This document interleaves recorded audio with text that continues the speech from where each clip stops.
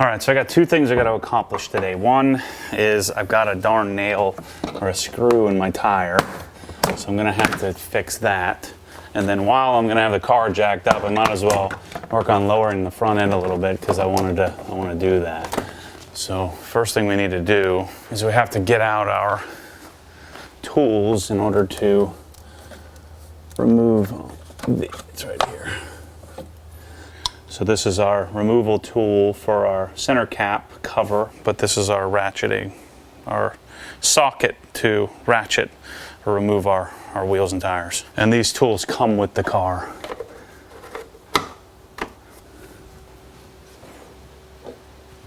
So let's jack this thing up. So before you guys get crazy, some of you real man mechanics, you can't, I mean, I guess you could, but you shouldn't break the center lock. This is a little Delrin jack pad that I have.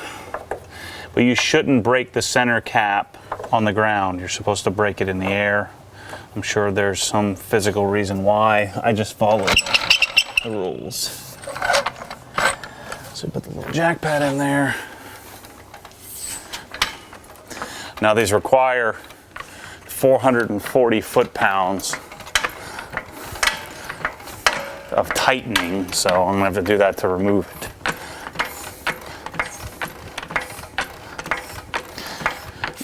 And also, before you real man mechanics get crazy on me, yes, I'm gonna put a plug in this tire. This is the part that I always have a hard time getting these off without messing it up.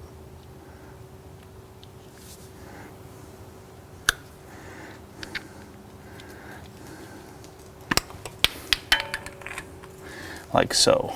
So the tool, we need to do this, and I'm sure you could get by, but this is our 3/4 inch.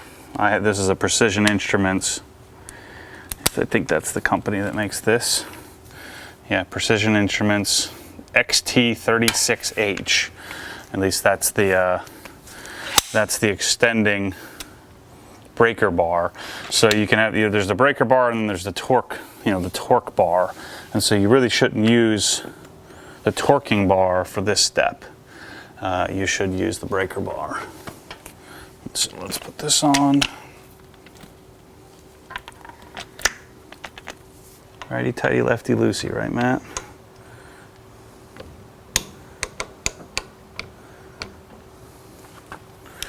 And you want to be careful that you don't smack the fender. In fact, these fenders are a lot wider than the regular GT3. I'm going to attempt to break it this way.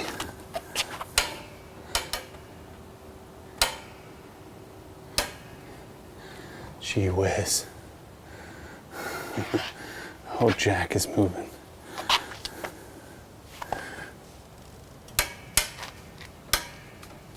Oh my gosh.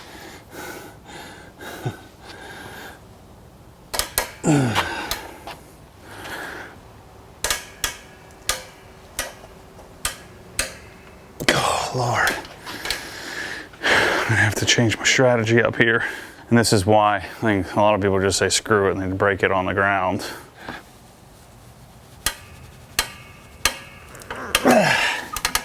Shoot. I don't want to hit the fender. Let me make sure that my pin is in. There's a locking pin in here that this should push in.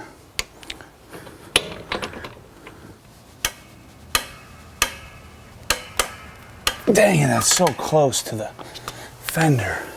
I'm gonna break this on the ground. I don't care.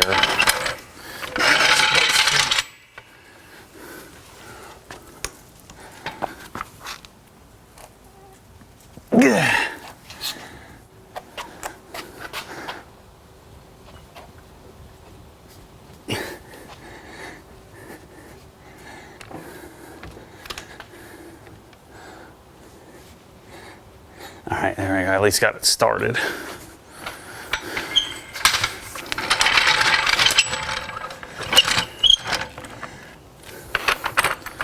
Normally isn't that hard to break. but again, the first thing I noticed are the wider hips on the RS is a little bit shadier.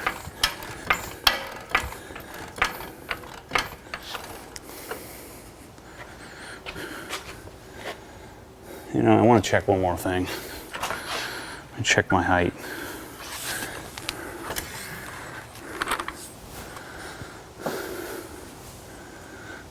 We'll see about. Yeah, I don't want to lower the rear. I think the rears is a good height. Especially since I'm not going to be able to go as low on this in the front as I did on the GT3. Because it'll have a tendency to rub. Okay.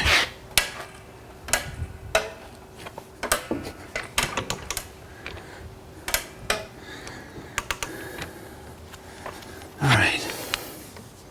There we go. So there you go. So I didn't break it. I just, in the with these super wide fenders, just didn't feel comfortable heave-hoeing it.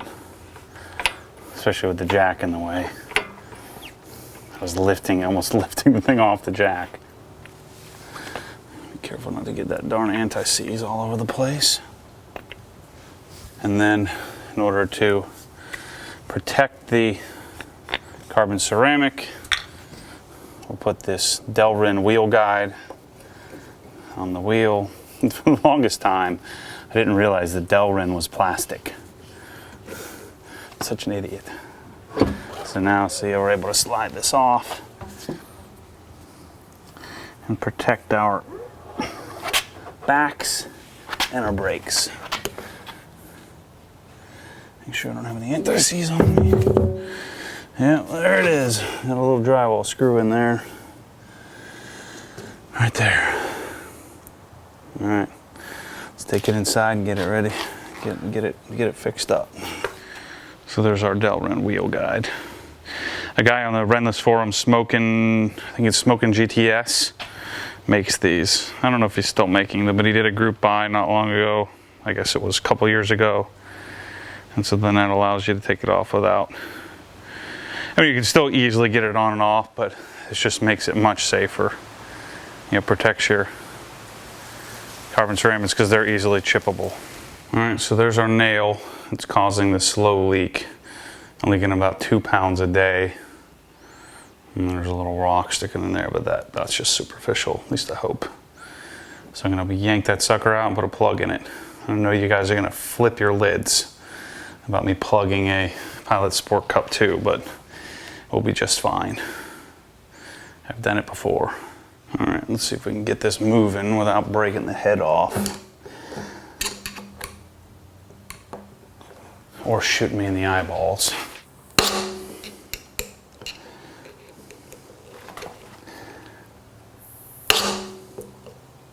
I'll at least get it started, even so I can grab it with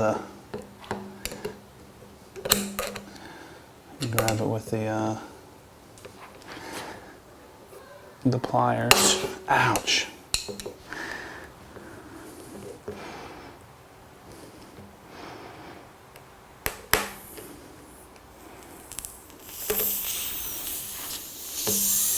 There you go. Check out that little sucker right there. See if we can get this all in here. So what I ended up doing generally is drilling this out. This might work.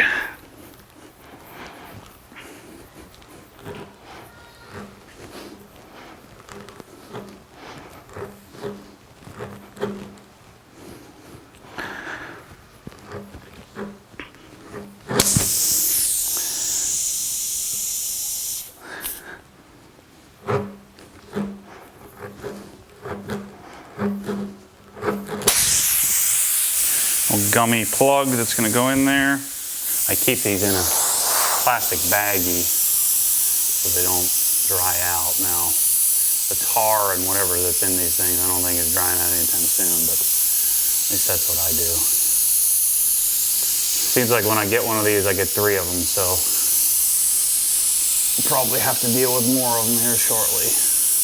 Guess it would have been smart to have this ready to go beforehand. I doubt the hole is big enough to get this in there yet.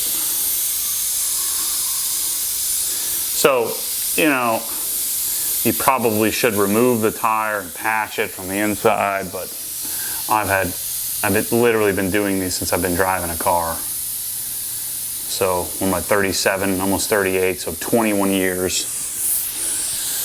And my dad has either done it or, you know, taught me how to do it. And it works fine. Let's see if we can get this in there.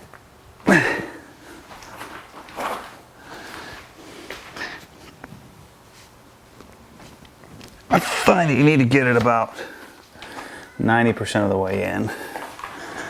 Because if I pull it now, it's not going to stay. Yeah, it's just not. Hole isn't big enough yet.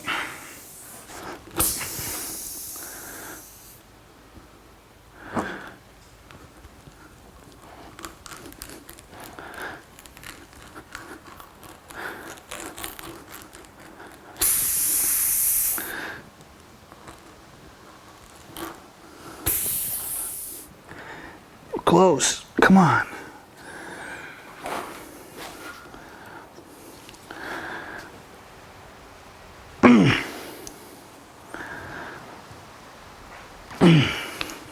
I hope if I re-air the tire up a little bit. Put some air in it.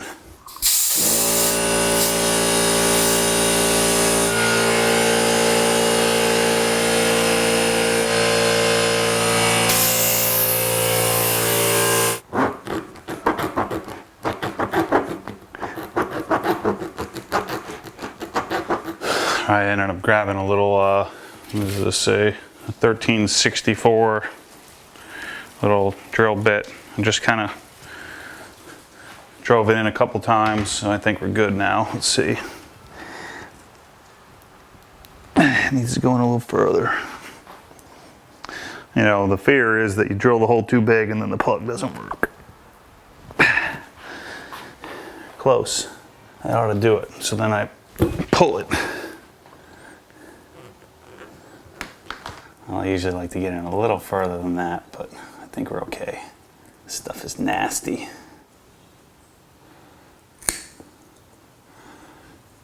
It's a good thing my dad watches these videos because I was almost cutting my fingers off every time I did this. He finally told me to get some dikes out, cut it flat that way. And then I usually like to grab a lighter and just try to melt it. I think that's probably unnecessary, but it's what I've done and it seems to work, so I'm gonna keep sticking with that formula. So, I don't know, this always makes me feel better. And then as you drive on it, it flattens it out.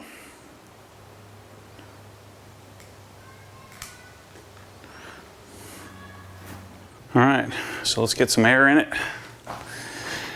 And then we'll put the thing back on the car. And then, you know, I'll see if it holds. You know, I've done it a few times where I had to redo it because it didn't hold. Yeah, maybe this is probably like my 15th plug that I've done. And they very rarely, maybe 2 times did I have to redo it. Can't wait to upgrade all my air tools.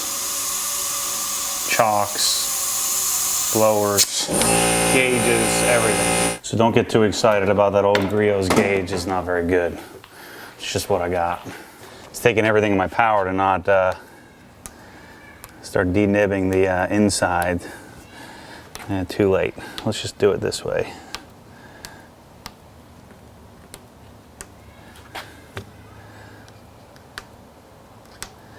I'm not going to dress the back of the tires though. Anyway, I put 32 pounds of pressure in, 32 pounds in the tire. Maybe someone can explain to me. So when you look at the thing on the door sill, it tells you how much to put in, right? What's the PSI, how many pounds of air you put in the thing. You know, I should probably reapply to this. Yeah, I'm gonna do that. Anyway, so I just filled the tire up with 32 pounds So then when I put the weight of the car on, wouldn't then theoretically the weight or the pressure would change, right? So anyway, would someone, you guys in the comments can help me better understand how that works. So you put a nice little layer there. You're supposed to reapply the grease every time you do this.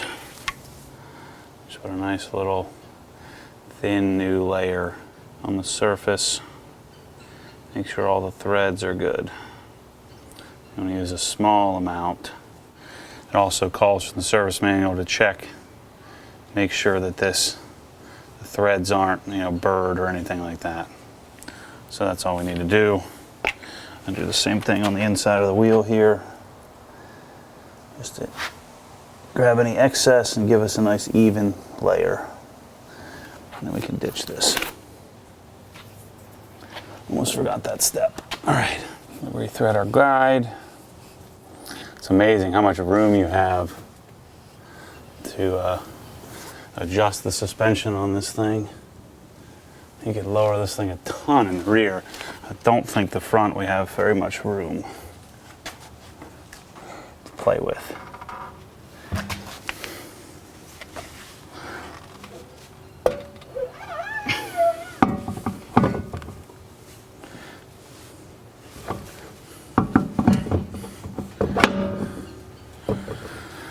Slide that into position. Just trying to avoid getting this anti-seize on me. I think this is a little different than anti-seize. It's a high temp grease. We're gonna need that in a minute for the next wheel. I'll clean my hands. So, before you get all high and mighty and bent out of shape about what your brother's, sister's, uncle's, aunt's friend told you, because he used to work for General Motors in 1945, and I understand that plugging a tire is not ideal. I didn't want to have a darn hole in my tire, but I've done this well over a dozen times. I've been to the track with a plug. I've driven tens of thousands of miles with a plug. My darn E92 M3 had to get plugged literally 75 miles from the Performance Delivery Center, and it had it in it its entire life. Well, until I got new wheels. But so again, I get it's not ideal, but it works. Okay, so now we're going to bring this, I'm going to grab the torque wrench so I can torque this thing on. So this is the CD 600F. Yes, CD4 600F from Precision Instruments. Let's bring that up to 400 and just over 40.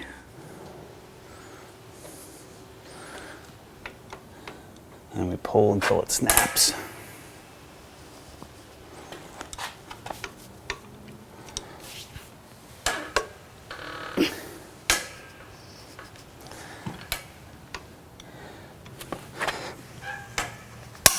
There we go. Do one more. There we go. And then what we do is we take it off, put our breaker bar back on, we turn it back, quarter turn.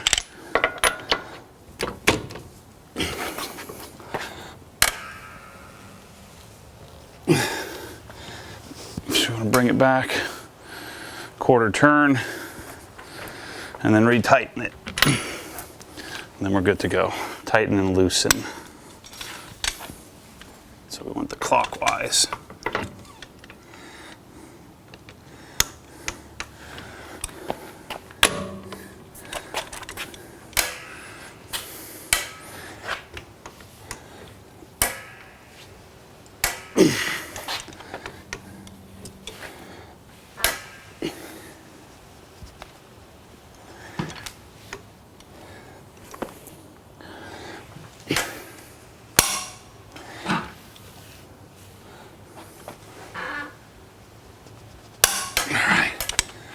There we go. Put our cap back on, and we're done.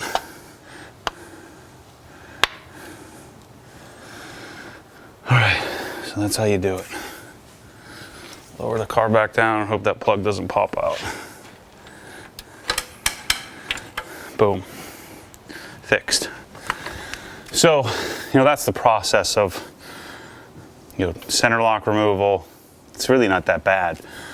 In fact, and many times once you get used to it, other than it was on way too tight there, generally I find it easier to remove a center lock than I do a, regular wheel. Now the front's going to be a little trickier. I might have Michelle come out here and push the brake down. But anyway, that's the plug. I'll check tire pressure now that it's down on the ground. I'll continue to monitor it, but we should be fine. I've done this lots of times. So anyway, thanks for watching. I figured I'd set the camera up since I was doing this.